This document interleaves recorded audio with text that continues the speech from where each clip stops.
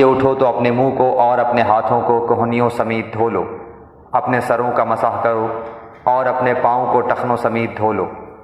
اور اگر تم جنابت کی حالت میں ہو تو غسل کر لو۔ ہاں اگر تم بیمار ہو یا سفر کی حالت میں ہو، یا تم میں سے کوئی حاجت ضروری سے فارغ ہو کر آیا ہو، یا تم عورتوں سے ملے ہو اور تمہیں پانی نہ ملے، تو تم پاک مٹی سے تیمم کر لو، اسے اپنے چہروں پر اور ہاتھوں پر مل لو۔ اللہ تعالیٰ تم پر کسی قسم کی تنگی ڈالنا نہیں چاہتا، بلکہ اس کا ارادہ تمہیں پاک کرنے کا اور تمہیں اپنی بھرپور نعمت دینے کا ہے، تاکہ تم شکر ادا کرتے رہو۔